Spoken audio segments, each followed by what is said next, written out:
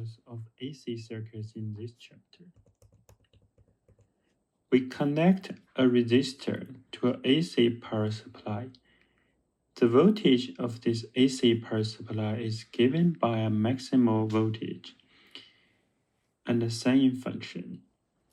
The sine function is given by sine 2 pi ft. This f, we call it frequency of this AC power supply. 2 pi f would be the angular frequency of this AC supply.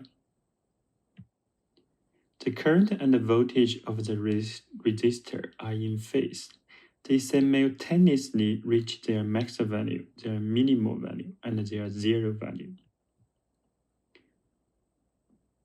The power of the resistor is given by the current as a function of time squared times R. We need to define a root mean square current for this AC circuit. Root mean square current is given by maximal value of current divided by square root 2, which is about 0.707 of max value of the current. By defining root mean square current, we can calculate the average power of the resistor is given by root mean square current squared times R. The root mean square potential of the power supply is given by max value of the potential divided by square root 2. Again, it's roughly 0.707 max value of voltage.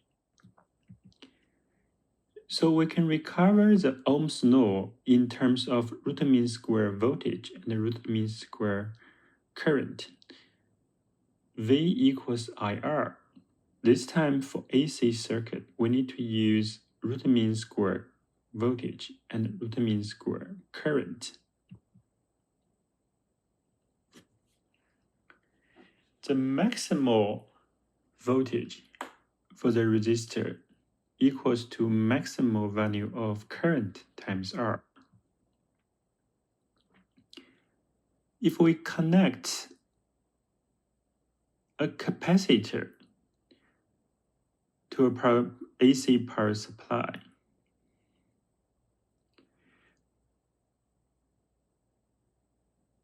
the voltage will reach its maximum value, 90-degree phase, after the current will reach its maximum value.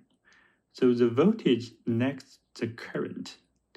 And we try to interpret it through DC circuit.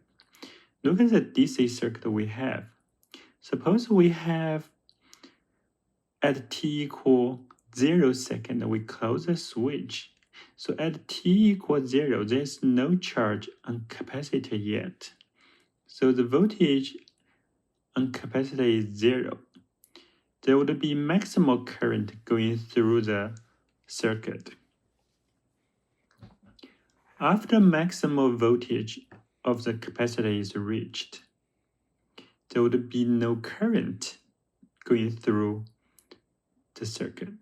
So this is the reason why the voltage next the current by 90 degrees for capacitor in AC circuit.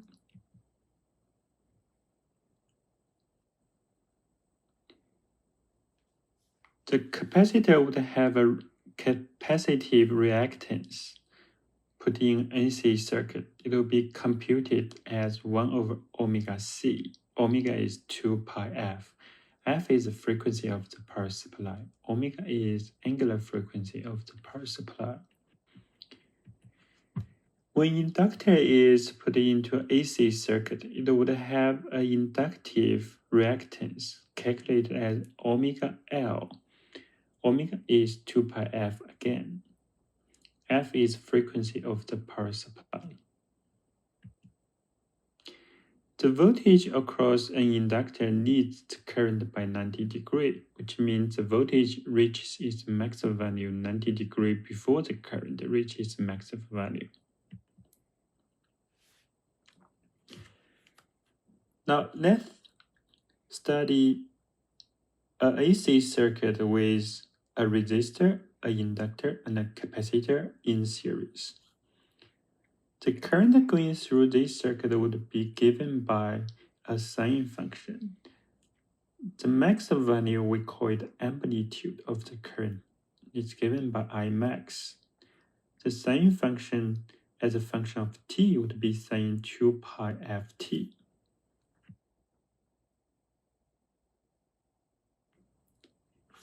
For this RLC series circuit, the voltage of the circuit is given by a sine function.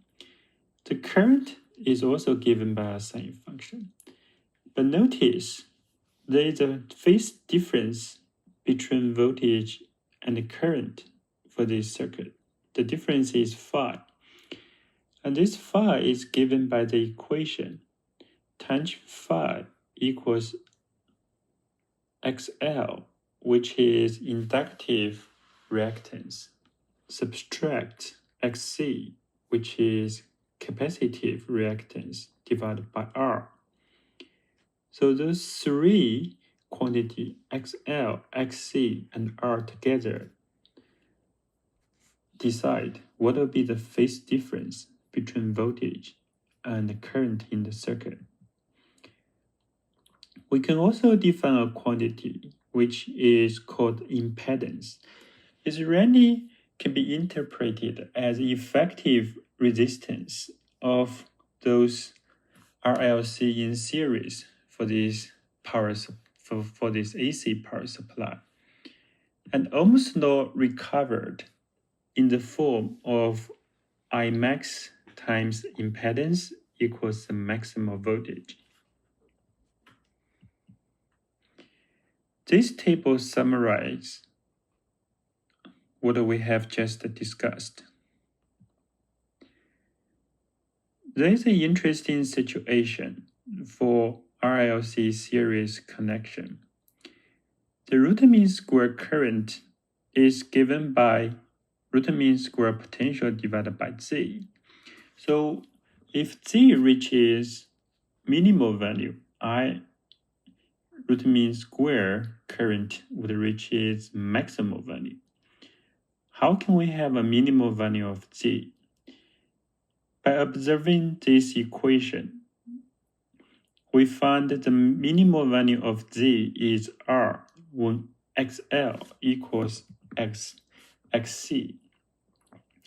XL is given by omega L. XC is given by 1 over omega C. Omega is given by 2 pi f. So we can do the calculation and find out the minimal value of Z reached when frequency equals to 1 over 2 pi square root LC. We call this one resonance frequency for this RLC circuit. If the power supply has resonant frequency F0, we have minimal impedance for the RLC circuit, thus we have maximum root mean square current going through this circuit.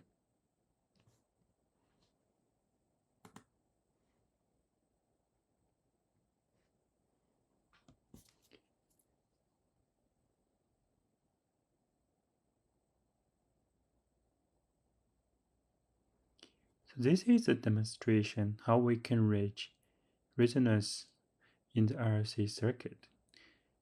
So we can change L